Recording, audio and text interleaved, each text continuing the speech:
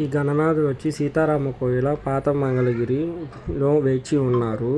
ఈ గణనాథునికి బాగా డెకరేషన్ చాలా బాగా చేశారు. ఎంట్రన్స్లోనే శ్రీరాముడు వారి విగ్రహము, వెనకాల టెంపుల్ వ్యూతో గోపురాన్ని చాలా బాగా అలంకరించారు.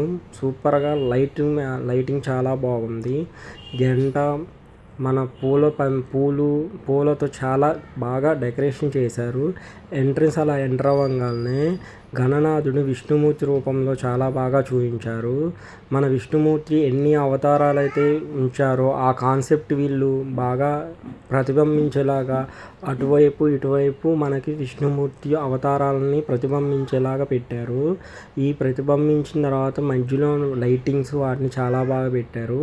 ఈయన వెంకటేశ్వర స్వామి, వరాహస్వామి, విష్ణుమూర్తి మరొక అవతారము.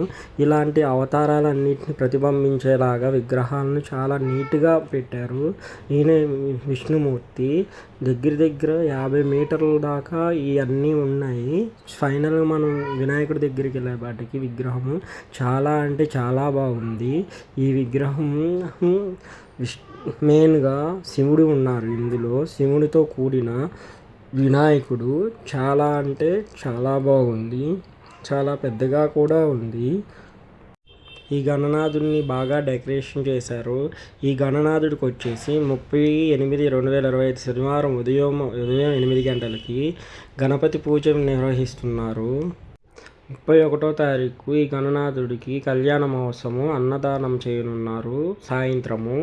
అలానే 6వ తారీఖు సాయంత్రము లడ్డు వేలం పాట అనంతరము ఊరేగించనున్నారు.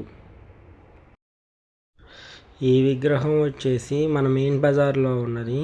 మెయిన్గా లక్ష్మీదేవి అంటే డబ్బులతో బాగా అలంకరించారు. సుమారు 2,30,00,000తో ఇవి అలంకరించినట్టు సమాచారము. ఈ విగ్రహంలో మెయిన్గా మనకి లక్ష్మీనరసింహస్వామి ఉన్నారు. మంగళగిరి అంటేనే లక్ష్మీనరసింహస్వామి, నరసింహస్వామి అంటేనే మంగళగిరి. దాన్ని ప్రతిబింబించేలాగా చాలా పెద్దగా విగ్రహాన్ని చాలా బాగా డిజైన్ చేశారు. ఇవి అన్ని కరెన్సీ నోట్లతో చాలా బాగా డెకరేషన్ చేశారు. చూడటానికి 2 కళ్ళు సరిపోవు.